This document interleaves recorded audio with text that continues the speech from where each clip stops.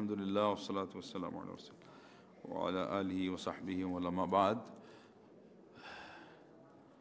তাহলে যারা সময় দিতে পারতেছেন বসে যান, প্রোগ্রামের একটা সৌন্দর্য বজায় থাকবে আর কথাগুলো আমরা সহজে গুছিয়ে বলতে পারবো, শুনেও আপনারা আরাম পাবেন এবং এর থেকে আল্লাহ পাক সবাইকে যেন উপকৃত হওয়ার তৌফিক দান করেন আমরা দোয়া করছি।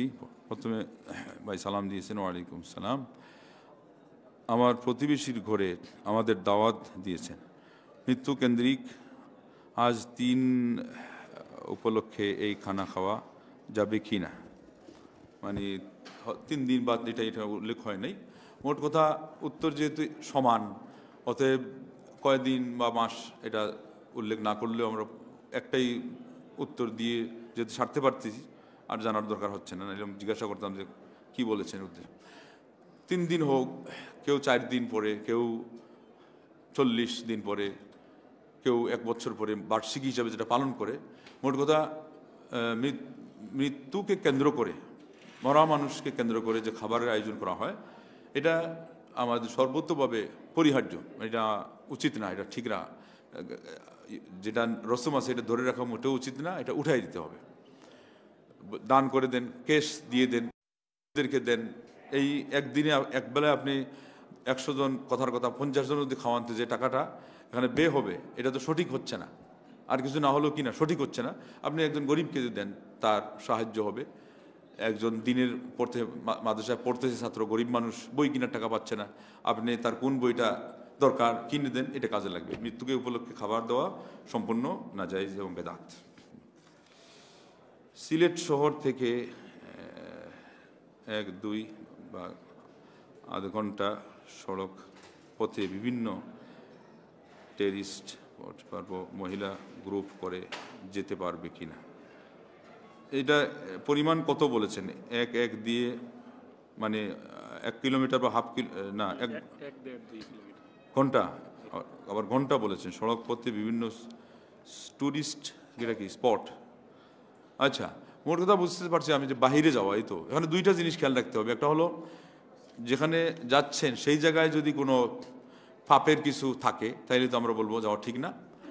আর রাস্তার ব্যাপার যেটা, এটা হলো যদি সফরের আয়তন যদি সেখানে না হয়, যেখানে যতদূর গেলে ধরা হয় এটা সফরের, ন্যূনতমটা হলো 48 মাইল প্লাস 73 কিলোমিটার, কিন্তু এটা অনুমান পাওয়ার জন্য আসল সংজ্ঞা হলো যতটুকু গেলে সফরের প্রস্তুতি থাকে এবং লোকজন ধর্মীয় পর্যায়ে তারা মনে করে এটা সফর। এইরকম দূরত্ব হলে আপনার ওই সফরের শর্ত লাগবে, মানে মাহরাম থাকা লাগবে। 3 নম্বর আরেকটা কথা, এটা আরও গুরুত্বপূর্ণ। ধরেন যে সফরের কোনো পরিমাণই নেই, ওই এই ঘর থেকে সেই ঘরে, এই বাসা থেকে সেই বাসায়, রাস্তার এই পার থেকে ওই পারে, কিন্তু জিনিসটা হলো ডাউটের, এখানে গেলে সংশয় আছে, এখানে গেলেই তার অনিরাপত্তার সংশয় আছে, তখন কিন্তু সফরের কোনো কথাই নেই, যাইতে পারবে না। ব্যাস, স্বামী বা পিতার ঘরে থাকলে গার্ডিয়ান অবস্থায় উনি কড়া নিষেধ করে দেবেন যে ওখানে যাওয়া যাবে না, কারণ এরকম অনেক দুর্ঘটনা ঘটছে। দূরত্ব নেই, সফরের ব্যাপার না, তো মাহরমের প্রসঙ্গ উনি মনে করছে যে উড্র, কিন্তু ওইদিকে কী করছে, এমন দুর্ঘটনা ঘটাই দিছে যেটা হলো ওই সফরের দূরত্ব গিয়ে অনেকের ঘটে না। তাইলে এখানে জিনিসটা পাওয়া গেল কিনা, ঝুঁকি এবং আশঙ্কা, এমত অবস্থায় তাকে নিষেধ করতে হবে যাওয়া। বাসায় তিলাওয়াতে উচ্চ স্বরে পড়া নাকি চুপি চুপি পড়তে হবে, জানালে উপকৃত হবে। আপনি পুরুষ হয়ে থাকলে আপনি উচ্চ স্বরে পড়বেন, এটাই ভালো। তার একটা প্রভাব থাকবে, আশপাশে যারাই আছে আল্লাহর বিভিন্ন মাখলুকাত তারাও শুনবে এবং এর প্রভাব যত দূর আওয়াজ গড়াবে এটা বিস্তার লাভ করবে। কিন্তু মহিলা হলে না, মহিলা হলে যেখানে একেবারে নিরাপদ পরিবেশ যদি হয় তাইলে একটু গুনগুনিয়ে পড়বেন, কেননা হঠাৎ করে কেউ আসতেও পারে, আর না হলে ওনারা আস্তে আস্তেই পড়বেন। মোজা পরিধানরত অবস্থায় টাকনুয়ের উপর কাপড় পরিধান করার নিয়ম কি? আসলে ওই উপর থেকে যেটা গোড়ানো ওইটা হলো মোজার উপরে আর নিচে দিয়ে কোনো পার্থক্য নেই। যেটাই আপনি কোমরে বেঁধে, যেটা পায়জামা প্যান্ট বা লুঙ্গি পরা হয়, অথবা আমরা পুরা শরীর থেকে ঘাট থেকে নিয়ে যেটা পাঞ্জাবি পরি, এইটা টাকনোর উপরে নিচ দিয়ে গোড়াবে না, তাতে মোজার উপর দিয়েই হোক আর নিচ দিয়ে হোক। অনেকে মনে করেন হয়তো এটা শিথিল আছে, না, এখানে শিথিল কিছু না।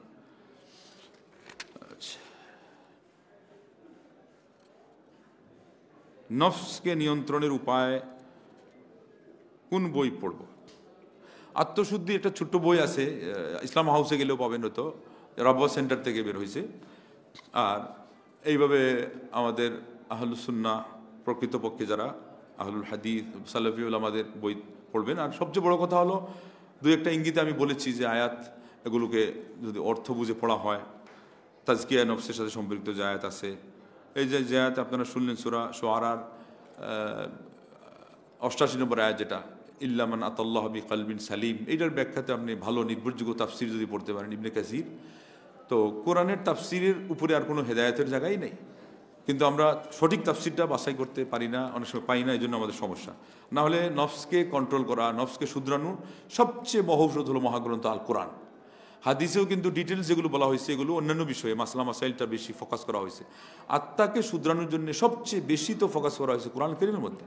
এই জন্য কোরআন কারীমের আমাদের ওই যে বই আমরা সিলেবাস, আয়াতের সিলেবাস করি, এই সিলেবাস আমরা ওই মানুষের দুর্বলতার কারণে, সময়ে ক্রাইসিসের কারণে, তার না ইমাম জাহাবি রাহিমাহুল্লাহ ওই যুগে শেখুল ইসলামের ছাত্র বলে গেছেন যে পুরা কোরআনকে তাদাব্বুর সহকারে পড়া, আর এরপরে সহিহ বুখারী, নাসাই এবং ইমাম নওয়াবী রিয়াদুস সালেহিন আল আজকার, এটা হলো ওনার একটা সংক্ষিপ্ত সিলেবাস, সির আলামুন নুবালায় দিয়েছেন। ওখানে কিন্তু কোরআন বলেছেন। এখন কোন আয়াত পড়লে আপনার মনে ধাক্কা লাগবে আপনি বাছাই করেন। সূরা ফাতিহা যেটা আমরা সালাতে পড়ি, এগুলো সব আমাদের আত্মশুদ্ধির জন্য নিতে আসছে। এগুলোকে মর্মস্পর্শী কীভাবে হবে, কোন কথাটা অনুধাবন করলে, হৃদয়ঙ্গম করলে, এটা আপনি খোঁজ নিবেন, আল্লাহকে বলবেন যে আল্লাহ তুমি আমাকে হেদায়েত এর পথ দেখাও, আমার অন্তরে নূর ঢেলে দাও, আলো ঢেলে দাও। দেখবেন যে কোরআনের তাফসীর বুঝে শুনে পড়া অপেক্ষা আত্মশুদ্ধির জন্য কোনো ঔষধই নেই, কোরআন হলো বরং মহৌষধ। আচ্ছা, এরপরে একবার প্রশ্ন করছেন মাযহাব কি মানতেই হবে, আর মাযহাব না মানলে কি কোনো সমস্যা হবে? মাযহাব আলহামদুলিল্লাহ এখানে যারা আসেন আপনারা তো অবশ্যই বুঝে গেছেন। জ্ঞানীদের জন্য ইশারাও যথেষ্ট, সবসময় যে আমাদেরকে খুলে বলতে হবে এটাও কিন্তু পরিস্থিতির কারণে অনেক সময় এটা মানায় না। তো মোট কথা কোরআন সুন্নাহ মানবেন, সালাফে সালেহিনদেরকে মানবেন। ওনারা যেটা বলতে চাচ্ছেন মাযহাব দিয়ে, ওটা এই কারণে যে কোরআন সুন্নাহ বুঝতে গিয়ে, ব্যাখ্যা নিতে গিয়ে আমরা না জানি কোন ভুলের মধ্যে পড়ে যাই, কোনো পদস্খলন হয় কি না। তো ওইটাকে ফিক্স করার জন্য যখন একজন আবার ঠিক করা হবে, তখন আপনি অন্যদের যে সঠিক ব্যাখ্যা ওইটা থেকে নিজেকে বঞ্চিত করছেন, আর ওনার বেঠিকটাও নিয়ে নিচ্ছেন। ওই জায়গাটাই খালি নির্ণয় করবেন যে না, আমরা কেন সালাফে সালেহিন বলতেছি আর ওনারা কেন মাযহাব বলতেছেন, তাহলে মাযহাবের আর কোনো প্রসঙ্গই থাকে না। ওই আপনি না মানাও বলতে পারবেন না, কারণ এর মধ্যে তো ইমাম আবু হানিফাও আসেন, ইমাম আবু ইউসুফ রাহিমাহুল্লাহ আসেন, ইমাম মুহাম্মদও আসেন।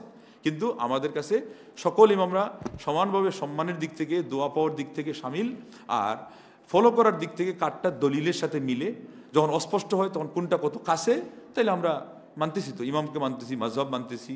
বরং আমরা সবটাকে সমন্বয় করার মাধ্যমে যেটা যেই মাসআলাতে শক্তিশালী সেটা মানতেছি। তো আমরা তো অমান্য পারি না।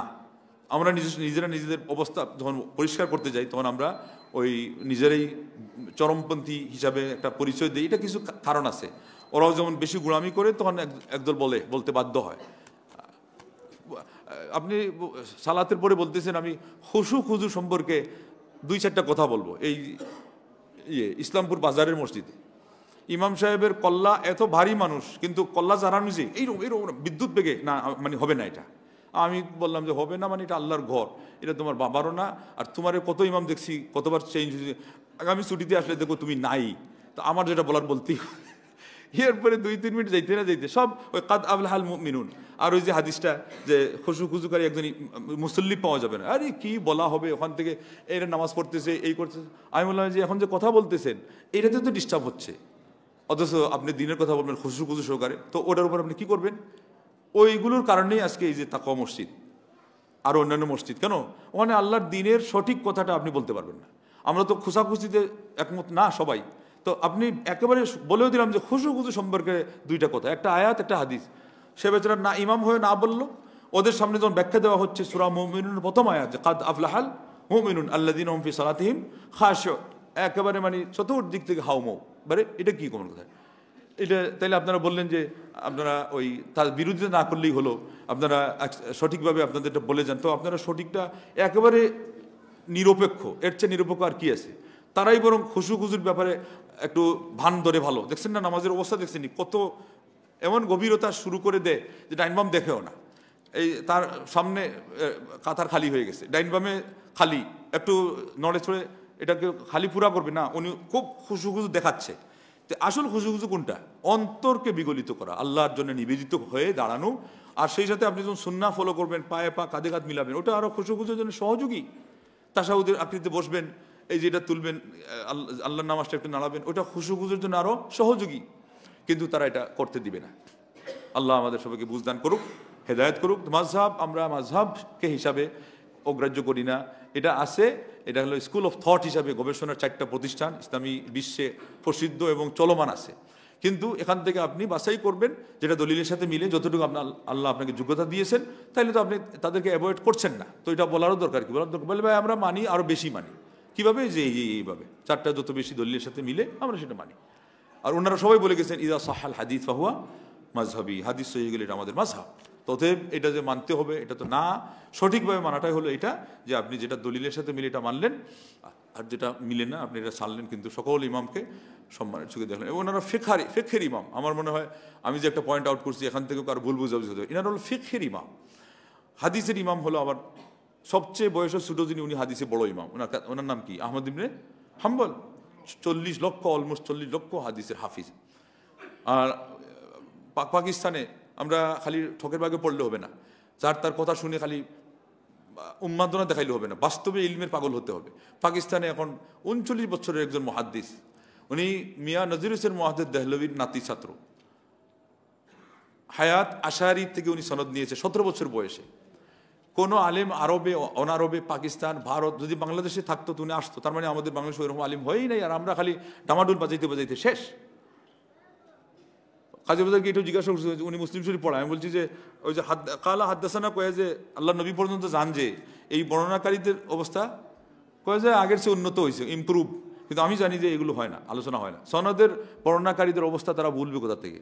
আর এই জন্য সহি যে কোনো পার্থক্য আমাদের সমাজে নাই। ঝগড়াটা সেখান থেকে লাগছে। উল্টা গিয়ে ওই ফেকার ইমামকে হাদিসের ইমামের সাথে আনি মিলাই দিয়া শাহুল মুহাদ্দিস দেহলভি হয়ে ইমাম বুখারীকে আহমদুল্লাহ হাম্বলের ছাত্র, এটা ঠিক আছে। উনি ইমাম শাফির ছাত্র, এটাও ঠিক আছে। উনি ইমাম মালিকের ছাত্র, এটা ঠিক আছে। কিন্তু ইমাম মালিক কার ছাত্র? নাফের ছাত্র। কইতে আমি আবু হানিফা রাহিমাহুল্লাহকে ঢুকে দিলেন কেমনে হয়? কারণটা কি? মানুষকে ধোঁকা দেওয়া কি ধোঁকা দেওয়া না? এই জায়গায় হলো সমস্যা। যেগুলো আপনারা রং কাজ করেন আমরা সেটাতে বলি না, যেগুলো সঠিক বলেন আমরা অবশ্যই বলবো হ্যাঁ। তাইলে আপনার মাযহাব সারলাম কই? আমি ভুলটা সারলাম। কি সারলাম? ভুলটা সারলাম, আর সঠিকটা আমরা মানলাম। মনে আল্লাহর জন্য আমাদের সবাইকে এই বুঝটা দান করেন। তারাও আমাদের দিনী ভাই, তারা একটা ভুল বুঝে বসে আছে, ওদেরকে বোঝানো হয় যে হ্যাঁ ইমাম না মানলে, মাযহাব না মানলে ইসলাম মানা হয় না, মুরতাদ হয়ে যায়। এই ভয় দেখানো হয়েছে। এটা একটা মানে একটা আতঙ্ক সৃষ্টি করার মাধ্যমে মানুষ গোড়ামি শুরু করছে। আর আমাদের এই পক্ষেরও কিছু লোক তখন করছে কি, তাইলে তো হানাফি মাযহাব এত, এই লোকগুলো যদি এত রূঢ়, তাইলে বোধহয় মাযহাব মানার কারণেই রূঢ় হয়েছে, অতএব আমরা মাযহাব মানি না, এই তখন বলে দেয়। এটা আসলে কিন্তু আমরা সবটাই মানি, সঠিক যেটা এটা মানি। জি, প্রশ্ন, লিখিত প্রশ্ন। নবী মুহাম্মদ সাল্লাল্লাহু আলাইহি ওয়াসাল্লামের মতো নামাজ যদি না হয় তাহলে কি নামাজ কবুল হবে? যেমন রফুল ইয়াদাইন না করলে কি নামাজ কবুল হবে? রফুল ইয়াদাইন আছে, জুরে আমিন বলা আছে, জুরে কেরাতের ইয়েতে। তারপরে যে একটু আগে বললাম যে বসা অবস্থায় পুরা সময়টা, প্রথম বৈঠক হোক, দ্বিতীয় বৈঠক হোক, শাহাদাত আঙ্গুলকে দাঁড় করিয়ে রাখা, এগুলো সুনান প্রায় 33টা আছে অতিরিক্ত সুন্নাত। এগুলোতে খুশু বাড়ে, সওয়াবের মাত্রা বাড়ে, কিন্তু এগুলো নামাজ হওয়ার উপরে কোনো প্রভাব সৃষ্টি করে না। এই জন্য নামাজ হয়ে যাবে কিন্তু সওয়াব কমবে। আর বিশেষ কোনো কারণে যদি এটা আপনি ছাড়েন যে এখানে ফিতনা হবে, বা আমি এখানে দাওয়াতি কাজ করতে চাই, আরও বড় বড় বিষয়ের সমাধান এখানে দরকার, আমি একসময় রফিদার করলাম না, এটা বড় বড় আলিমরা, শেখ বিন বাজের উস্তাদ মুফতি ইব্রাহিম, মোহাম্মদ বিন ইব্রাহিম, তিনি সেই সময় বলে গেছেন যে এটা হাত যদি নাবির নিচেই বাঁধতে হয় সালাতে কোনো সমস্যা হবে না, রফুল ইয়াদাইন বাদ দিতে হয়, আমিনটা ওই আওয়াজ নাও করে পড়ো, কোনো সমস্যা হবে না, বিশেষ করে ওই জায়গায়। আর এছাড়া আমরা বলবো যে সাহস করে বলেন, কেননা আজকে না বলতে বলতে, কালকে না বলতে বলতে শেষে আপনার মধ্যে এই অনুভূতিটা কী হয়ে যাবে? হ্রাস পেয়ে যাবে, সুন্নতের জজবা থাকবে না। আপনার দেখা দেখি অন্যরা যা সুন্নাটা শিখতো, কোনো সময় হয়তো বা তারা একটা হট্টগুল লাগাই দিল, তো হট্টগুল লাগাইলে উপস্থিতির জন্য কিছু খারাপ হলেও পরে দেখবেন ভালো হবে, আপনি তখন নরম হয়ে যাবেন। আমি সুন্নার উপর আমল করছি, ভাই আপনার যদি আমারটা না মানেন, আপনাদের মসজিদে আসতে নিষেধ করেন, তো আমি আসবো না, কিন্তু আমি তো অন্যায় কোনো কিছু করি নাই। সুন্দর একটা কথা শিখে রাখবেন আগে, যে গন্ডগোল হলে কি বলবেন, দিয়ে তারপরে এখান থেকে চলে আসবেন। আলহামদুলিল্লাহ মসজিদ অ্যাভেলেবেল আমাদের সিলেটে আছে, সারা ঢাকাকে তো মসজিদের শহরই বলে। তো এই জন্য আপনারা বিশেষ কোনো কারণ যেটা আমরা বললাম এটা ছাড়া ছাড়বেন না, এটা করবেন, চেষ্টা করবেন সমন্বয় করার। বিশেষ করে আমিনটা অন্তত আওয়াজ করে বলে দিবেন ব্যাস। কিন্তু কিছু আছে না, খুব আওয়াজ চৌড়া করে, হঠাৎ করে যখন আওয়াজ চৌড়া করে তখন এদের এমনিই রেগে আসে যে এরা এখন বিভিন্ন জায়গায় মসজিদে আমিন বলা শুরু করছে, আমাদের আজকে কি হবে, হানাফি মাজহাবের কি অবস্থা হবে গো, এরা তো হানাফি মাজহাবকে বোধহয় ডিলিট করে দিচ্ছে, তাদের চিন্তা এমনি ঘুম আসে না। সেই জায়গায় আপনি যদি এখানে বলা হয় যে ওই ইয়ের মধ্যে আগুনের মধ্যে পেট্রোল ঢেলে দেন, কেরোসিন, তো অবস্থা কি হবে, আরও টকবগে। এই জন্য সশব্দে বললেও একটু, যেখানে নতুন জায়গা আপনি একটু ভারসাম্যতা বজায় রেখে বলবেন, কিন্তু বলা ভালো উচিত। একজন আমাকে বলেছে যে কোনো কিছু জানার জন্য কোরআন মজিদ হচ্ছে ওয়াহি। কোরআন খোলার আগে বলবো আমি কি জান্নাতি না জাহান্নামী, এই বলে কোরআন খুলে যে বাক্য চুকে পড়ে সেটা বলে সঠিক এটা কি করা যাবে? না হাওলা ওয়ালা কুওয়াতা। না, এগুলো কি আমি জান্নাতি জাহান্নামী এরপরে চোখে পড়ে এগুলো বানাইছে, সব কথা বানাইছে। আউযুবিল্লাহি মিনাশ শাইতানির রাজিম পড়বেন। আল্লাহ পাক কোরআনে নির্দেশ দিয়ে দিয়েছেন, আল্লাহ শয়তান থেকে হেফাজত করবেন। জাহান্নামে যাওয়ার যদি কোনো আমল হয়েও থাকে, আল্লাহ আপনাকে কোরআন পড়ার দিকে তাকিয়ে হয়তো আপনাকে আল্লাহ মুক্তও করবেন, আর নাহলে নিজে আশ্রয় চাইবেন। কিন্তু যে বাক্য চুকে পড়ে সেটা বলে সঠিক এই মানে জান্নাতি জাহান্নামীর কথা ভাবতেছেন, আর এরপরে আয়াত খুলে দেখলেন যে হ্যাঁ জান্নাতীদের কথাতে আপনি বললেন আমি জান্নাতি, অথবা আয়াত খুলে দেখলেন যে ফাইনাল জাহিমা হিয়াল মাওয়া, হ্যাঁ তাইলে আমি জাহান্নামী। না, এগুলো কিছু না, এগুলো বানাইছে, সব বানাওয়ার কথা। আচ্ছা, জামাত শুরু হওয়ার সময় যেসব মুসল্লিরা বসা অবস্থায় থাকেন তারা কখন দাঁড়াবেন?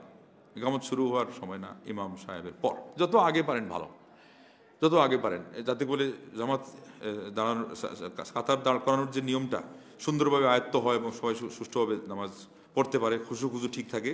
আমাদের সমাজে এটা বলা হয় যে হাই আলা সালাহ বা হাই আলা ফালার সময় ওঠা, এটা ওনারা একটা তরতিব করছে, এটা কারোর অধিকার নাই যেখানে হাদিস ছাড়া দলিল ছাড়া নিজে ঠিক করে দেওয়া। আগে ভাগে দাঁড়াবেন যাতে ইমাম সাহেব তাকবীর বলার আগ পর্যন্ত আপনাদের কাতারবন্দি সুষ্ঠুভাবে সুসম্পন্ন হয়ে যায়। প্রথম কাতার আগে পুরা হয়, তারপরে দ্বিতীয় কাতার পুরা হয়। এটা অনেক বড় ঝামেলা। এটা বলতে আমি যেখানে আসি, নতুন লোক আসে আমাদের এই পাক ভারতের, শিখতেই রাজি না। ওখানে 10 জনের জায়গা খালি আছে, এখানে দাঁড়িয়ে গেছে একজন। বারবার বলা হচ্ছে যে সামনের কাতার পুরা করেন, কোনো খবর নেই। হাদিসে আসছে যে কাতার পুরা করা এটা সালাতের পূর্ণতার শামিল। ফাইন্না তাসওয়াতা সুফু মিন তামামিস সালাহ, এমনি হবে পুরা করাটা তার মধ্যে শামিল। তো এই জন্য সময় নিয়ে দাঁড়াবেন, যত আগেই পারেন সমস্যা নেই। এখন আমাদের একদল বলে কি যে ইমাম সাহেব আসার আগে আমরা দাঁড়াবো না, এটা ঠিক আছে হাদিসে আছে, কিন্তু এটা কোন সময়? এটা হলো যখন আপনার সব ঠিক আছে। এখন ইমাম সাহেব আসলেও আমরা আলহামদুলিল্লাহ এখন উঠে গিয়ে আমরা দাঁড়াইলে কাতার ঠিক হবে, আমরা সবাই ফিল আপ করে ফেলছি, তাইলে এখন আমাদের যে অবস্থা, আমি আপনাদেরকে খুতবাতেই বলতে বাধ্য হলাম কেন, এটা আমি দেখছি প্রকাশ পেয়ে গেছে।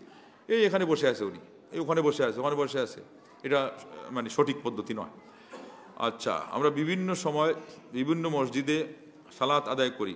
4 রাকাত বিশিষ্ট সালাতে শেষের 2 রাকাতে সূরা ফাতিহা পড়া যায় না, এমনকু আশা দয়া করে সালাতে কি বলছে বুঝতে পারি। 4 রাকাত বিশিষ্ট সালাতে শেষের 2 রাকাতে সূরা ফাতিহা পড়া যায় না। যাই হোক, এখানে তো উত্তর হয়ে গেছে, পড়া যায় না যে বলছেন, এটা ভুল। প্রত্যেক সালাতের মানে যে সালাতি হোক, আসর হোক, জোর হোক, শেষ 2 রাকাতেও আল্লাহ নবী সাল্লাল্লাহু আলাইহি ওয়াসাল্লাম থেকে সূরা পড়া সাব্যস্ত আছে, কেউ চাইলে পড়তে পারে। এখন অনেকের প্রশ্ন থাকে যে আমি যে 2 রাকাত পাইছি ইমাম সাহেবের সাথে, এরপরে যে 2 রাকাত পুরা করব, এটা তো শেষ, এখানেও কেরাত পড়বো কিনা? উত্তর হলো, যদি আপনার ওই সিস্টেম আপনি ফলো করেন যে আমি শেষ 2 রাকাতে পড়ি না বা আজকেও পড়তে চাই না, তাইলে পড়বেন না। কিন্তু আপনি যদি আমাকে আরো একটু জিজ্ঞাসা করেন যে দলিল আছে কিনা যে শেষের 2 রাকাত পড়া যায়, উত্তর হলো পড়া যায়। তো শেষে যে 2 রাকাত পড়বেন, এখানে আপনি ধরবেন ওইটাই যে শেষের, আপনার আগেরটা আগে যেটা পাইছেন এটা আগের হয়ে গেছে। কেরাত পড়াটা না পড়াটা আপনার এখতিয়ার। যেহেতু কেরাত শেষ 2 রাকাতও পড়া যায়, প্রথম 2 রাকাতে যেমন পড়া যায় তেমনি পড়া যায়। আমি বলবো আপনি পড়েন, যেহেতু সওয়াবের কাজ, এটা ছাড়বেন কেন?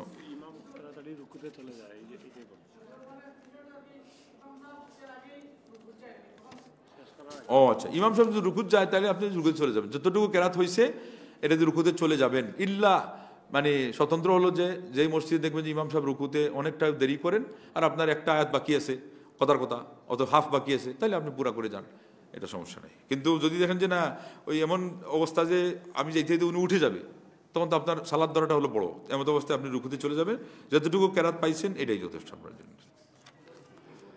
বাদাল জুমা একসাথে 4 রাকাত নাকি 2 রাকাত? না, বাদাল জুমা এটা হলো আলাদা আলাদা। যেটাই ফরজ ছাড়া যত সালাত আছে সব হলো কি 2 করে। শুধু জুহরের আগের যে সুন্নত, এটা কিছু কিছু আমাদের কোরআন সুন্নাহ ভিত্তিক যে সমস্ত ইমাম এবং আলিমরা ফতোয়া দেন, ওনারা বলছেন যে পড়লে হয়ে যাবে তাও, অথবা একটা হাদিসে আছে পড়ার কথা এক সালামে, ওইটা ওনারা বলছেন ওই জোহরের 4 রাকাত, এই জন্য এরা বলছেন যে এটা নিট অ্যান্ড ক্লিন পড়াই যাবে। কিন্তু ওই যে 4 রাকাত যেখানে বলা হচ্ছে এক সালামে, এটা কি জোহরের আগের 4 রাকাত না এটা হলো একটা জাওয়ালের সালাত আলাদা? এই কনফিউজ এখন পর্যন্ত আমি মানে যত দেখতেছি আমি নিজেই উদ্ধার পাচ্ছি না। চিন্তা করেন তাহলে কিছু মাসলা আছে কত জটিল, হাদিস আপনার জানা আছে 10 বছর 20 বছর হাদিস এর আগে পড়ে ফেলছেন, কিন্তু ব্যাখ্যা বিভিন্নমুখী ব্যাখ্যা এসে গেছে এবং বিষয় জটিল। জাওয়ালের কি আলাদা কোনো সালাত আছে নাকি না এটাই ওই জোহরের আগের 4 রাকাত, এই বিষয়টা ভাঙা এটা এত জটিল যে বোঝানো মুশকিল। সেই জন্য মাঝে মধ্যে কনফিউজ থাকা পর্যন্ত আরেকটা সিস্টেম আছে, মূলনীতি আছে, সমাধান ছাড়া নাই। মাঝে মধ্যে আপনি চাইলে এই জাওয়ালের নিয়তে এক সালামে আজানের জাওয়াল হওয়ার পরে পরেই আজান হইতে না হইতেই পড়ে ফেললে ওইটা যদি ওইরকম হয়ে থাকে আলাদা কোনো সালাত আদায় হয়ে গেল। আর না হলে আপনি এটাকে কোথায় ফিট করবেন? জোহরের প্রথম 4 রাকাতে এমন অবস্থায় আপনি জায়েজ আছে ওই হাদিসের ভিত্তিতে এক সালামে, কিন্তু এরপরও উত্তম কোনটা? 2 সালামে 2 রাকাত করে, 2 রাকাত করে। এটা একটা মূলনীতি, এটা সূরা কাহাফের ক্ষেত্রেও লাগবে। সূরা কাহাফ পড়া একদল আলিমের নিকটে এটা কন্টিনিউয়াসলি আপনি পড়বেন সুন্নাহ, আরেকদল আলিম বলছেন যে হাদিসটা সহি নেই। কিন্তু এমন সহি নাই যে এরকম সহি নাই না যে একেবারেই নাই, এটা সম্ভাবনা আছে সহি হওয়ার। তখন তারা বলছেন যেটা মাঝে মধ্যে পড়বেন মাঝে মধ্যে ছাড়বেন। একটা মূলনীতি পাইছেন কিনা? এটা আপনি অনেক মাসালাতে লাগাইতে পারবেন। এটা যে হাদিস এখন পর্যন্ত আপনি নিশ্চিত না, নাটাও নিশ্চিত না, হাটাও নিশ্চিত না, এমন অবস্থায় আপনি মাঝে মধ্যে পড়বেন, কন্টিনিউ করবেন না, কারণ কন্টিনিউ করতে গেলে নিশ্চিত হওয়া লাগবে। আর ছাড়ছেন না এই জন্য যদি নবীর হাদিস হয়ে থাকে তাহলে আমার জন্য আমল থেকে বাদ না যায়। এটাও মূলনীতি ফিট করতে পারেন সালাতুত তাসবিহের মধ্যে। সালাতুত তাসবিহ কি এখন পর্যন্ত আলিমরা সমাধান করছেন? না, সমাধান হয় নাই। হাদিস সহিহ জয়ীফটাও সমাধান এখন চূড়ান্ত হয় নাই, যার ফলে মাসআলাটাও চূড়ান্ত হয় না আলিমদের কাছে চূড়ান্ত। কারণ ওনার তাহকিক করে যে উনি মুজতাহিদ, শেখ বিন উসাইমিন মুজতাহিদ, উনি বলছেন না না। আরেকজন বলছেন যে যাদের কাছে হাসান বা সহি, ওনারা বলছেন হা, উনি হার উপরেই থাকবেন। কিন্তু আপনি আমি তৃতীয় পক্ষ হয়ে যখন নিজেদের যোগ্যতা অনুযায়ী এটাকে মাপ দিয়ে হা বা নাটটা ফিক্সড করতে পারবো না, আমাদের একটা মূলনীতি হলো মাঝে মধ্যে কী করবো, আমরা যদি চাই পড়তেই পারি। আর যদি মনে করেন যে না দুর্বল, ওইটাই শক্তিশালী মনে হচ্ছে, অন্তত হাদিস আপনি বুঝতে পারেন না কিন্তু যুক্তির আলোকে যে এরকম কোনো সালাত ইসলামে নাই, তারপরে দাঁড়ানো অবস্থায় 15 বার সুবহানাল্লাহ আলহামদুলিল্লাহ ওয়া ইল্লাল্লাহু আল্লাহু আকবার, এটা তো গোনা লাগবে। আঙ্গুলের দাগে গোনা সালাতের যদি কোনো জায়গায় আর কোনো জায়গায় আছে, তওয়াফের সময় গণলেই তো মনে কনফিউজ হয়ে যান আপনি, দূরে গণতেছি তওয়াফ ঠিক হচ্ছে কিনা, অথচ এটা চলে, এটা নামাজ না। নামাজের ভিতরে গণা যদি লাগে বুঝতেই পারেন যেখানে একটা সমস্যা হয়ে যাচ্ছে। এই জন্যে বেশিরভাগ আলিমরা আমাদের গণনার সালাতুত তাসবিহটা এটার পক্ষে না, কেননা এটা হলো ইবনে উসাইমিন বলছেন যে এটা সেই যেই মধ্যে ইজতিহাদে যে মতানৈক্য আছে তার চেয়ে একটা বড় কথা এখানে হলো কি, যে সালাতটা আলা গায়রি মিসাল, এই সালাতের কোনো উপমা ইসলামে নাই। তা আজগুবি জিনিসটা না হওয়াটাই কি বেশি সম্ভাবনা রাখে। আর আমি যেটা বললাম যে গণা টনা, এই যে গণার যে একটা সাফার করা, এটা তো না হওয়াটাই স্বাভাবিক। তো এই জন্যে এখানেও আপনি সেই মূলনীতি ফিট করতে পারবেন। কেউ যদি চায়, হাদিসেই বলা আছে যে জীবনে একবার পড়লো কি হয়ে গেল। কিন্তু আমাদের অনেকে দেখবেন এটা নিয়ে এত ব্যস্ত যে সুস্পষ্ট ক্লিয়ার কাট বুখারীতে হাদিস আসছে যেগুলো চারটের সালাত পড়া 2 থেকে 6 রাকাত, ওইটাও ততটা পড়তে আকর্ষণ নাই, কিন্তু ওই খুঁজতেছে মধ্য শাবান কদর রজনীতে উনি আলাদা একটা সালাতুত তাসবিহ পড়বে। তো এই যে আরেকটা করলেন, এটা তো হবে না। আপনি এখন টাইম ঠিক করতেছেন না, এটা বলা আছে কি অপশনাল, হয় দিনে একবার, না সপ্তাহে, না মাসে, না হলে কখন সারা বছরে, সারা জীবনে, বছরে না সারা জীবনে। তাহলে এটাকে আগে জায়গা মতো বুঝতে হবে।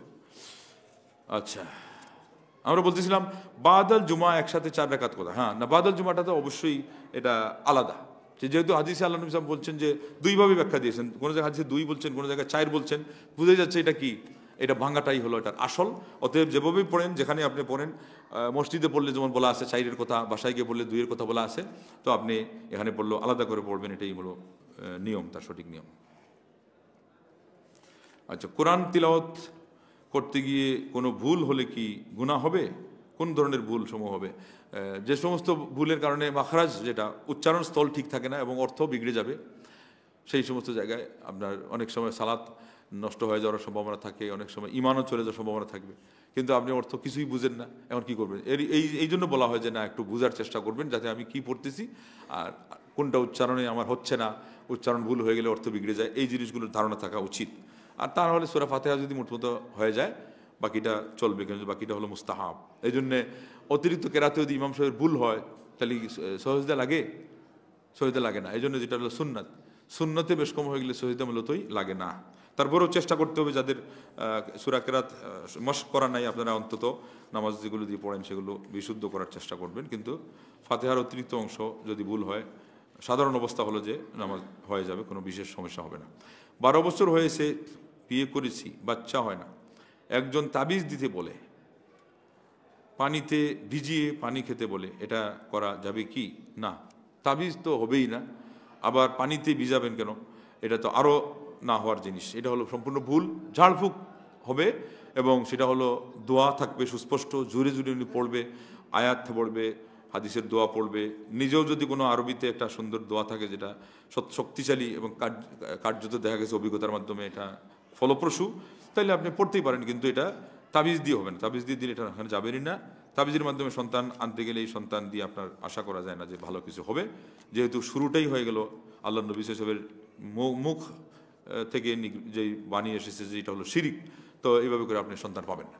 ঠিক তদ্রূপ অনেক যায় যে সন্তান হয় না, কানের মধ্যে একটা ফুড়া করে দেয়, ফুড়া। আমি এরকম পাইছি অনেকে, বাবা তোমার কান ফুড়া কেন? বলে আমার বাবার সন্তান বাঁচত না, তো আমাকে ফুড়া করছে যাতে করে আমিও বাঁচি, এরপরে যারা আছে সবাই বাঁচে। তো হতে পারে ওই আকিদার হওয়ার কারণেই বেঁচে গেছে, কিন্তু ইমান ওই দিকে নষ্ট হয়ে গেছে। আল্লাহ তো মাঝে মাঝে রেগে যান না, আল্লাহ তো আরহামুর রাহিমিন, কিন্তু মাঝে মাঝে রেগে যান। বিশেষ করে শিরিকের ক্ষেত্রে আল্লাহ রাগ এটা খুব দ্রুত হয়, খুব দ্রুত। এই জন্য মাজার কেন্দ্রিক হোক, খানকা কেন্দ্রিক হোক, পীর ধরা কেন্দ্রিক হোক, এরা যখন শিরিকে পৌঁছে যায় দেখবেন যে এদের ধরা দিয়ে দিয়েছে। চিটাঙ্গে ওই যে সুফি আছে না মঈন, হ্যাঁ, এখন ওই যে গাড়ির মালিক, এত ধরা দিল কেন? এটা আহলে হাদিস গণনার লোক, যাকে আল্লাহ এত নিয়ামত দেওয়ার পরে, সবচেয়ে সঠিক মাসলাকের মধ্যে জন্ম দেওয়ার পরে সে ভান্ডারির ভক্ত হয়ে গেল, এ তো দুনিয়া পেয়েই যেতে পারে। কিন্তু এটা হলো সম্পূর্ণ ওই ইয়েরে যেমন দেওয়া হয়েছিল আপনার হাসমত আলীরে, জাকির মঞ্জিলের, দুনিয়ার বাদশাহী চাস না আখিরাত বাদশাহী চাস? তো বলছে দুনিয়ার বাদশাহী চাই। এখন দুনিয়া তার পিছনে একেবারে ছুটেই চলেছে। আন সিজনে ফসল ছাড়াই, ফসলের মৌসুম ছাড়া তার খালি ফসল আসে, ড্রেনের মধ্যে মাছ এসে এইরকম করে কিলবিল করে, ওদেরকে ব্যাখ্যা দিয়ে শোনায় এগুলো আমার মুরিদ ওয়াজ শুনতে আসছে, আসলে হলো শয়তান পাঠাইছে সব, যাতে করে সে দুনিয়ার এটা পাইয়ার মধ্যে গুমরা হয়ে থাকে। তো এই জন্যে তাবিজ যেহেতু হারাম, শিরিক নামে আখ্যায়িত করা হয়েছে, এইটা দিয়ে আপনি সন্তান নেওয়ার আশা করবেন না। করলে আপনার মঙ্গলের কল্যাণের এখানে কিছুই থাকবে না। আল্লাহর কাছে দোয়া করে থাকেন, সাদকা খায়রাত করেন, শেষ রাতে উঠেন আল্লাহর কাছে কান্নাকাটি করেন, আমার নবীর উপরে বেশি বেশি করে দুরুদ পড়েন, এবং দোয়া কালাম যেগুলো আছে, নিজেরও যদি আধ্যাত্মিক চিকিৎসা যেগুলো হলো ইয়ের মাধ্যমে, আপনার এই ঝাড়ফুঁকের মাধ্যমে সেটা করতে থাকেন। দরকার পড়লে সেখানে হাদিসে যেমন 7 কলসির কথা আছে, ওই 7 কলসি বুঝায় আমাদের 7 পুকুর দিয়ে। 7 কলসি যখন সব জায়গায় কথা নাই, 7 পুকুরের অর্থ হলো আলাদা আলাদা 7টা জায়গা থেকে পানি আনা। সেখানে আবার বৃষ্টির পানির কথাও হাদিসে আসছে, হ্যাঁ, এগুলো বুখারীতেই বেশিরভাগ। এটা কিন্তু ঠিক আছে, এটা যদি করে বড়ই পাতা পিষে, এটা সালাফ থেকে আসছে। তারপরে আপনার এটাকে দিয়ে 7 দিন খাইলো, 7 বার গোসল করলো, এরপরে না হয় আবার 7 দিনের একটা কোর্স করলো। এগুলোতে অনেক কাজ হয়, এটা বেশিরভাগ হয় কিন্তু চোখ লাগা থেকে। সৌদি আরবেই এক ফ্যামিলির মানে 20 জায়গা থেকে সম্বন্ধ আসে, আর 20 জায়গাতেই খালি ভেঙে যায়, ওরা ফেরত যায়, আর এরপরে সম্পূর্ণ উল্টা উত্তর। আসার পরে ইতিবাচক, মেয়েকে দেখে তারা সব খুশি, যাওয়ার পরেই উত্তর আসে যে না না আমাদের হবে না, 20 জায়গা থেকে। এই লোক বিচলিত হয়ে গেলো, আমার ভাগ্যে কি, আমার মেয়ের ভাগ্যে কি বিয়া নাই নাকি? আর আমাদের লোকজন তো বিয়ে শাদী নিয়ে একটা বিরাট তাকদিরের আলাদা ফাংশন বানাই লেছে, অথচ সবটাই একই, তাকদির সব আমাদের তাকদিরের ভিতরে সামিল। বিয়েও সামিল, কোথায় হবে না হবে, আজকে আপনি কোথায় খাবেন, কোথায় থাকবেন, এগুলো সব সামিল। তো বিয়েকে আলাদা করার তো কোনো প্রয়োজন নেই। এইরকম করে মানুষ মানে আকিদা নষ্ট করে ফেলে। তো যাই হোক, এই লোক ডাউট করছে ঠিকই, যেটা হাদিসে আছে, চোখ লাগার কারণে মানুষ কবরে ঢুকতেই পারে। তখন উনি গেছে একজন আলিমের কাছে, বড় আলিমের কাছে গিয়ে অভিযোগ দিয়েছে, এবং বোঝা গেছে যে একটা লোকের চোখ লাগে। সেই আলিম সাহেব তাকে ডাক দিয়ে নিয়ে গেছেন, তোমার কি, তোমার চোখ দিয়ে মানুষকে দুনিয়া থেকে উঠাই দিবে নাকি? এই লোকের মেয়ের বিয়ে হয় না, এরপরে তার হালের বলদ, এখানে তো বলদ না, উট হারিয়ে গেছে, তার ব্যবসায় দোষ নেমে গেছে, মানে একটা বদনজরের কারণে পুরা সংসার ঝরে পড়ে যেতে পারে, এটা এত মারাত্মক। আল্লাহ নবী খালি একটা পয়েন্ট বলছেন যে কবরে ঢুকবে, কবরে ঢুকবে মানে কি, তার সব শেষ। খবরদার মানুষের এই নিয়ামত চোখ তুলে তাকাবে না, আর যদি তাকাও তাহলে বারাকাল্লাহু ফিক বলবা, মাশাআল্লাহ এখানে না, মাশাআল্লাহ আপনারটার জন্য, নিজেরটা নিজের জন্য মাশাআল্লাহ, অন্যেরটার জন্য তাবারাকাল্লাহ অথবা বারাকাল্লাহ। আর এই জন্য সংক্ষেপে একদল মাশাআল্লাহ তাবারাকাল্লাহ বলে দেয় যে কোন সময় কোনটা সেট করব, হয়তো তার তারতম্য থাকবে না, দুইটাই বলে দেয়, দুইটা ক্ষেত্রে তাহলে হয়ে যাবে। কিন্তু অন্যটা দেখার পরে আপনি যদি তাবারাকাল্লাহ না বলতে পারেন তো চোখ লাগতেই পারে। আর বিশেষ করে যখন দেখবেন যে আপনার চোখ লাগে, আপনি চোখ দিয়ে তাকাবেনই না, তার জীবনটা নষ্ট করার কি দরকার আছে। এরপরে সে তওবা করছে, তারপরে শেখ বলছেন যে তোমার গা গতর ধুয়ে দাও, হাদিসে এটা আসছে, হাত পা ধুয়ে পানি, ওরে বলছেন যে পানি দিয়ে গোসল করো, গোসল করছে, কালকে তার হারানো উট ফিরত এসে গেছে, পরের দিন তার মেয়ের যেই সম্বন্ধ একেবারে ফিক্সড ওইটা এসে গেছে, তার ব্যবসা বাণিজ্য যেটা হারিয়েছিল সব ফিরত এসে গেছে। মানে আল্লাহ আল্লাহ নবী সাল্লাল্লাহু আলাইহি ওয়াসাল্লামের হাদিস কত সত্য, কত চূড়ান্ত, নবী সাল্লাল্লাহু আলাইহি ওয়াসাল্লামের কথা চূড়ান্ত। আজকে যে দোয়া কবুল হওয়ার একটা সময় গেল, আসরের পরে যে আরেকটা আসবে, ইয়াকিন নিয়ে আপনি যদি মসজিদে বসে থাকেন দোয়া করেন, কি দুনিয়ার সমস্যা, কি আখিরাতের সমস্যা, কি আপনাকে কে শত্রু জ্বালাইয়া পুড়াইয়া কয়লা করে ফেলতেছে, আপনার জীবনকে ফেতা ফেতা করে ফেলতেছে, আপনার আপনজন আপনার হঠাৎ করে শত্রু হয়ে গেছে, কোনো সমাধান পাচ্ছেন না, এই আসর পর থেকে মাগরিব পর্যন্ত আমলটা করে দেখেন। আর সে সাথে যদি তাহাজ্জুদ পড়ে কান্নাকাটি করেন তো কথাই নাই। সালাফদের যুগে এরকম পুরা এক ভাই অন্ধ, তারা প্রত্যেক ভাই মিলে ওরে সাথে নিয়ে ওই আসর পরে খালি দোয়া করে আল্লাহকে, আল্লাহ গো আমাদের চোখ তুমি রাখছো, আমার বাড়িটারেও দেও না, তুমি দিতেই পারো। এইরকম দোয়া করতেছে, হঠাৎ করে একদিন তারা দোয়া করতেছে, ভাই একটা জোরে হাসি দিয়েছে, হাসির সাথেই চোখ দুইটা খুলে গেছে, এমন খোলা যে একেবারে জেনুইন যাকে বলে, ডুপ্লিকেট না এবং পুরাতনও না, একেবারে নিউ। আল্লাহু আকবার। আল্লাহ রাব্বুল আলামিন যেমন পারেন, নবী সাল্লাল্লাহু আলাইহি ওয়াসাল্লামের হাদিস যেমন সত্য, আমরা যদি ইয়াকিন সহকারে এগুলো করি তাহলে এর বাস্তবতাও কিন্তু সত্য। তো আমরা অনেক সময় দুর্বলতার কারণে আমরা আদায় করতে পারি না, তো এই জন্যে আদায় করতে হবে আল্লাহর কাছে খাঁটি মনে, জাল ফুক দিয়ে এগুলো দিবে তাবিজ ছাড়া। আচ্ছা, নাকে পানি দেওয়া ও পায়ের আঙুল ধোয়ার পদ্ধতি জানতে চাই। অজুর সময় নাকে পানি দেওয়ার মানে নাকে পানি যদি দেন তাহলে মুঠের উপর হয়ে গেল, আর বাসি পর্যন্ত নেওয়া ওটা হলো মুস্তাহাব। আর ওর পদ্ধতি হলো ওই পানিটা নাকের সামনে নিয়ে আটকাইয়া এরপরে শ্বাস টানবেন।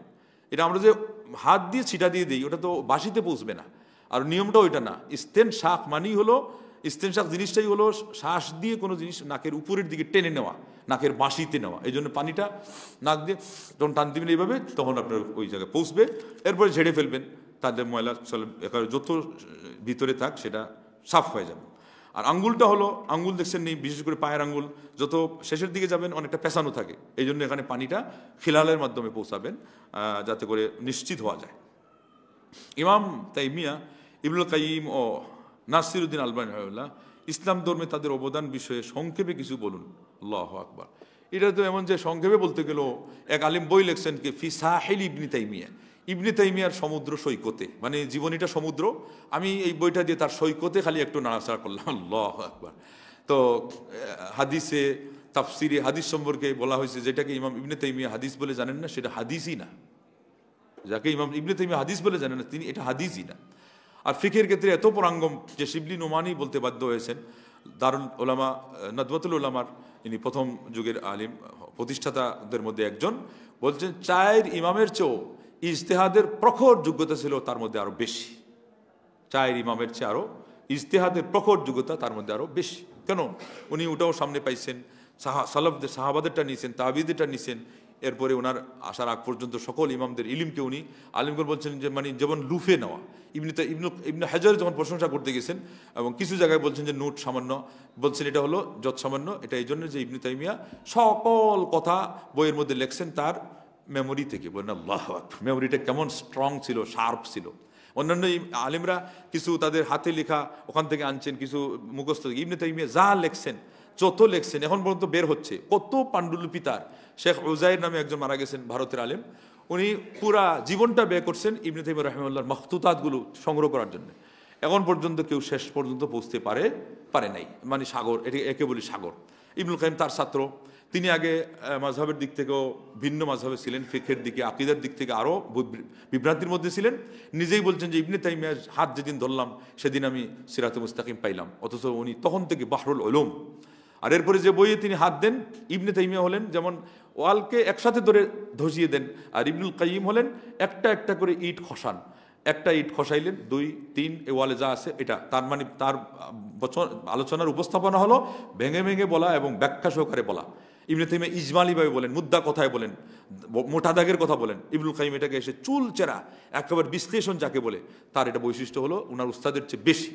অথচ ওই যে আপনারা শুনলেন স্বপ্নে যে দেখা গেল যে মর্যাদা কোথায়, কেন? উনি তো মনের দিক থেকে এবং অন্যান্য দিক থেকে উপরে গেছিলেন। আর তার একটা বড় কারণ হলো ওনার চরম এবং পরম শত্রু, যার কারণে তাকে ডজন খানিকবার জেল খাটতে হয়েছে, তাকে কাফির ফতোয়া লাগানো হয়েছে। সেই আলিম মারা যাওয়ার পরে ইবনুল কাইয়িম ওই যে পার্থক্যদান হয়ে গেছে। ইবনুল কাইয়িম খুশি হয়ে গেছেন যে আজকে তো ইনার মৃত্যুর খবর শুনলে আমার উস্তাদ খুশি হবে যে তার দুশ্মনটা মারা গেছে। উনি উল্টা তাকে ধমক দিয়ে বললেন যে মানুষ মারা যাওয়ার পরেও এটা বলতে হয়, সে আমার সাথে দুশ্মনী করেছে, সে তো মুসলমান, চলো তার বাড়িতে নিয়ে আমাকে চলো। যেটা সবচেয়ে বড় দুশ্মন, যার কারণে ওনার হত্যার পরোয়ানা সব বাদশা জারি করছে, ওইটা সম্পর্কে ওরা মারা যাওয়ার পরে গিয়ে বলছেন তোমাদের বাবা মারা গেছেন, সেই জায়গায় কোনো কিছুর প্রয়োজন হলে ইবনে তাইমিয়া হাজির। বলেন আল্লাহ, এইভাবে ক্ষমা করতে পারবেন তো? এই ক্ষমারই আরেকটা উদাহরণ হুবহু বিন বাজের জীবনীতে করছে। মিশরের একজন আলিম 60 থেকে 70টা ক্যাসেট রেকর্ড করছে। আগে যে ক্যাসেট চলতো না, অডিও, আমাল বাসারি আমাল বাসিরা, সবগুলোর শিরোনাম হলো বিন বাজ শুধু চর্ম চোখের অন্ধ নয়, তিনি অন্তর চোখের অন্ধ। আর সেখানে সকল নিন্দা, আপনি এটা কেন করলেন, এটা কেন করেন না, সরকাররাই করতেছে, কেন তাদের প্রতিবাদ করেন না, অথচ আল্লাহর বান্দা দিন রাত প্রতিবাদ করেন। অন্ধ মানুষ হয়ে একটা মানুষের একটা কাজের উপদেশের জন্য উনি 100টা চিঠি লিখছেন। কয়টা? 100। একটা মানুষকে খালি একটা বিষয়ে উপদেশ দিবেন, 100 চিঠি লিখছেন। সারা পৃথিবীর রাজা বাদশাদেরকে তিনি চিঠি লিখতেন এই লোকটাকে। আর আবার কি শুনবেন, ইনার তাহবিল থেকে ওই মিশরের আলিম মাসের মায়না পায়, ভাতা পায়, এখনো ভাতা নিচ্ছে আর ওনাকে গালি দিচ্ছে 70টা ক্যাসেটে। এরপরে অন্যরা বললো অন্তত ওর ভাতাটা বন্ধ করেন না, আমরা তো সহ্য করতে পারছি না, লুট নিতে পারছি না। আপনি এত উদার হইলেন, এত, ওই যে বলেন যে বেশি ভালো হওয়া ভালো না, তো বিন বাজ বেশি ভালোর চেয়ে আরো ভালো। ওরা বলতেছে আচ্ছা আমরা তো জ্বলে পুড়ে মরতেছি, বলে কেন? বলে এর চেয়ে আরো হকদার আছে না বিভিন্ন দেশে। উনি তো ওটা ওদেরকেও দেন। বিন বাজকেও তার মায়না দেওয়া থাকতো। ইয়েমেনের মুকবিল আল ওয়াদিঈ, ওনাকেও উনি মায়না দিতেন 20,000, যার যার দেশের। এত উদারতা তার ছিল। ওই যে নবাব সিদ্দিক হাসান যেরকম আলিমদেরকে স্টাইপিং দিয়ে লেখাইতেন, এরপর শিক্ষকতা করাইতেন, দায়ী বানাইতেন, এই কথা বিন বাজ এর মাধ্যমে আবার রিপিট হয়েছে। তো উনি বলছেন যে শুনো, একটা বাপের তো একাধিক সন্তান থাকে, বলে হ্যাঁ, এর মধ্যে কিছু সন্তান থাকে না অবাধ্য হয়ে যায়, তো তাহলে বাপ কি এটাকে ছাড়তে পারে? বলে না। বলে ওইটাই ধরে নেন যে আমার একটা অবাধ্য সন্তান, আমার মাসের যে মায়না ওইটা ওর কাছে পৌঁছতেই থাকবে। লা ইলাহা ইল্লাল্লাহ। আপনি আমাকে বলেন জীবনে অনেক ধৈর্য তো ধরছেন, এইরকম একটা উদাহরণ, এর 10 ভাগের 1 ভাগ। এই জন্য আল্লাহ পাক তাদের মর্যাদা বাড়িয়ে দিয়েছেন। আর নাসিরুদ্দিন আলবানী তো আলবানী, তিনি তার যুগের বুখারী, এবং যেটা আপনারা শুনলেন যে তার মারা যাওয়ার পরেও, এটা আমি বলি নাই, যে স্বপ্নে আগেও দেখা গেছে যে তিনি মানে ভালো অবস্থায় আছেন, এবং তার জন্য আল্লাহ নবী তার সাহাবারা ইস্তেকবাল করতেছেন। মারা যাওয়ার পরেও দেখা গেছে। এটা ইসলামের ইতিহাসে 2জন আলিম সম্পর্কে দেখা গেছে। একজন ইমাম বুখারী রাহিমাহুল্লাহ, মারা যাওয়ার পরে দেখা গেছে যে তিনি যাচ্ছেন, আল্লাহ নবী দাঁড়িয়ে সাহাবা ইকরাম সহ তাকে ইস্তেকবাল করতেছেন, আর এরপরে তিনি হাঁটতেছেন এমনভাবে যে নবী সাল্লাল্লাহু আলাইহি ওয়াসাল্লাম যে জায়গায় পা রাখেন তিনিও পা রাখেন, যেখান থেকে পা তোলেন তিনিও পা তোলেন। হুবহু এই ঘটনাটা আবার দেখা গেছে ইমাম আলবানী রাহিমাহুল্লাহ মারা যাওয়ার আগে পরে। তার মানে তিনি যে মুহাক্কিক ছিলেন হাদিসের, আমাদের অনেকে তাকে প্রশ্নবিদ্ধ করতে গিয়ে বলে যে উনি ঘড়ি মেকার ছিলেন, উনি এটা ছিলেন সেটা ছিলেন। আরে ঘড়ি মেকারির থেকে উনি থটটা নিয়েছেন যে আমার মাধ্যমে যদি মেকারি না, মেকারি করতেন ঠিকই, পেশা, যেহেতু বাপ তাকে ত্যায্যপুত্র করছে ওই হাদিস মানার কারণে। তখন তিনি একদিন একটা ঘড়ি সম্পূর্ণভাবে নিজে বানিয়ে ফেলেছেন, পুরা ঘড়ির কাঠা কিভাবে ঘুরবে কিভাবে চলবে, মানে তার একেবারে আগাগোড়া স্ট্রাকচার, মূলটা। তখন তার ব্রেনে আসলো আমি যদি ঘড়ি বানাইতেই পারি তাহলে আল্লাহ পাক আমাকে তো একটা মেধা দিয়েছেন, আমার মেরিট, এটা কাজে লাগাই। এরপরে আরেকটা কারণ হলো যে ওই ইরাকি তাখরিজ করছেন ইহয়া উলুমুদ্দিন, এখানে হাদিসটা নিয়ে উনি গবেষণা করতে খুব সাফার করতে হয়েছে। এরপরে বলতেছেন না, আমার নিজেকেই দেখতে হবে যে হাদিসটা সহিহ জয়ীফ কিনা, আমার এই সাধনায় লিপ্ত হতে হবে। তখন আল্লাহ পাক তাকে এমন সাহায্য করছেন যে তিনি এই পর্যায়ে পৌঁছান। যেই সে আলেম না, 100টা বলিয়ম এখন পর্যন্ত তার পাওয়া যায় নাই, নিজের হাতের লেখা, সবগুলো তো হাতের লেখা। আরও একটা কোন কিতাব যে সেটা ছিল নিজের হাতে 100টা বলিয়ম, সম্পূর্ণ আগের যুগের আলেমদের মতো অবস্থা, নিজ হাতে। এবং এটা আলেমদের এখনও অভ্যাস আছে। ওনার ছাত্র ইসাক আল হুয়াইনি মিশরের, উনি আত-তানকিল যেটা বই মুআল্লিম লিখছেন, এটাকে বলছেন 40 বারের ঊর্ধ্বে পড়ছি, আর এরপরে আমি নিজ হাতে পুরাটা লিখছি, বড় বড় এরকম 2 ভলিউম। এটা হলো আলেমদের একটা নিয়ম। আলবানী রাহিমাহুল্লাহ সেটা করছেন। আবার করছেন কিভাবে? কাগজ নাই, টুকানোর যে কাগজগুলো, কেউ বিয়ে উপলক্ষে দাওয়াত দিয়ে নামা পাঠাইছে, কেউ ওই যে পত্রিকার কাগজ দিয়ে মানুষ কিছু সাদাপাতি বিক্রি করে না, ওই কাগজগুলিতে তিনি নবী সাল্লাল্লাহু আলাইহি ওয়াসাল্লাম হাদিস লিখেছেন এ পরিমাণ। খাইতে গিয়ে কী খাওয়া লাগছে, ব্রেড যেটা আছে মডার্ন ব্রেড, লোফ বলে আমরা আঞ্চলিক ভাষায়, ওইটাকে ওই যে সাদা দই, যেটা সাদা টক দই আরব সমাজে এটা হয়, ওটার উপরে যে পানিটা থাকে টক, উনি দইটা কেনার মতো টাকা পান নাই। একজন তার সামনে ওইটা খাচ্ছে, বলছে আপনি ওই পানিটা ফেলে দিবেন মনে হয়, বলে ওই পানিটা আমাকে দেন। ওই পানিতে এই ব্রেডটা ভিজাইয়া খাওয়া লাগছে আলবানী রাহিমাহুল্লাহ। আল ইলমু লা ইউতিকা বাদাহু হাত্তা তুতিয়াহু কুল্লাকা। ইমাম আবু ইউসুফ রাহমাতুল্লাহ বলছেন, ইলম তার কিয়দাংশ তোমাকে দিবে না যদি তুমি তার জন্য সর্বস্ব বিলীন করে না দাও। তো এগুলো আমরা আগে শুনতাম, আর এদের মাধ্যমে বাস্তবে এগুলো আমরা আমলে দেখলাম। অতএব তারা যে আল্লাহর কাছে অনেক সাধনার মাধ্যমে গ্রহণযোগ্যতা পেয়েছিলেন, পুরো উম্মতে মুসলিমা যারা ইনসাফের সাথে তাদের ইলমকে নিয়েছে, তারা অবশ্যই বলতে বাধ্য হয়েছে যে এরাই ছিলেন হক্কানি আলেম, এরাই মূলত আল্লাহর ওলি। কোরআন সুন্নাহ যারা যত বেশি অ্যানালাইসিস করে আমল করেন, জাতিকে এই দিকে তারা দিক নির্দেশনা দেন, তারা ছাড়া আজকে জাতির কর্ণধার নবী সাল্লাল্লাহু আলাইহি ওয়াসাল্লাম চলে যাওয়ার পরে এতিম নবীর এতিম উম্মতের কিন্তু আর কেউ নাই। এই জন্য যে কোনো সিদ্ধান্ত নিতে গেলে এই সমস্ত আলেমদের আমরা শরণাপন্ন হই। তাদের যে সবটা নিতে হবে এমন না, একজন এক জায়গায় দলিল যদি না মিলে আমরা নিব না, ওই আগের নিয়মে, আর যেটা মিলবে আমরা নিব, কিন্তু সম্মান তাদেরকে করতেই হবে। তারা আল্লাহর দিনের এই পরিমাণ খেদমত করেছেন, তথা আমাদের তারা গাইডলাইন করেছেন। এই জন্যে আমাদের পক্ষ থেকে তারা দোয়া পাওয়ার হকদার। আমরা দোয়া করি আল্লাহ তাদের সবাইকে জান্নাতুল ফিরদৌসের আলা মাকামে উন্নীত করেন। আমরা যারা দুনিয়াতে বিশ্বাসী, আল্লাহ আমাদেরকেও তাদের পথে হেদায়েতের পথে রাখেন এবং সাহাবা তাবেঈনদের সহবতে আমাদেরকে পৌঁছান। আল্লাহুম্মা রযুকনা আইশাস সুআদা ওয়া মাউতাশ শুহাদা ওয়া সুহবাতাল আতকিয়া ওয়া রিফকাতাল আম্বিয়া ফিল ফিরদৌসিল আলা। বলুন আল্লাহুম্মা আমিন। দোয়ার পুরো অর্থ কি জানছেন সবাই? কিন্তু কিছু তো বুঝে গেছেন, ওই যে জান্নাতুল ফিরদৌস বুঝেন না, ওই আমিন যে কইছেন ওর পুরাটাই হয়ে গেছে। আমি প্রথম শব্দ বলছি, আল্লাহ আপনি আমাদেরকে সৎজন যারা সৌভাগ্যবান ব্যক্তি, এই সমস্ত মানুষের মতো করে দুনিয়াতে আমাদেরকে হায়াত দেন, আর শাহাদাতের মৃত্যু আমাদেরকে দেন, মানে শাহাদাতের মৃত্যু হলে সোহাদা হয়, এটা শহীদের বহু বছর। আর ভালো মানুষের সংস্রব আমাদের নসিব করেন, আর কিয়ামতের পরে বা ওই দিন থেকে আমাদেরকে নবীদের সংস্রবে পৌঁছাই দেন। আর কোথায়? জান্নাতুল ফিরদৌসের আলা মাকামে। তো এর চেয়ে বড় দুয়ার আছে নাকি? আল্লাহুম্মা আমিন বলছেন নি? অন্তর থেকে বলছেন তো? আল্লাহুম্মা আমিন ইয়া রাব্বাল আলামিন। আল্লাহ যেন কবুল করেন। জি হ্যাঁ, অবশ্যই হবে। হ্যাঁ হয়, ঠিক আছে ঠিক আছে। কিন্তু 3 রাকাত পড়লে সব বেশি, সুন্নতি নিয়মে পড়তে হবে। ওই মাঝখানে তাশাহুদের জন্য না বসে হয় 2 রাকাত পরে সালাম দিয়ে দিলেন, আর না একসাথে 3 পড়লেন, এটাতে সব কিন্তু 3 গুণ বেশি হয়ে গেল। কিন্তু 1 রাকাত পড়লে বিশুদ্ধ যে হবে এতে সন্দেহ নেই। সুবহানাকাল্লাহুম্মা ওয়া বিহামদিকা আশহাদু আল্লা ইলাহা ইল্লা আনতা আস্তাগফিরুকা ওয়া আতুবু ইলাইক।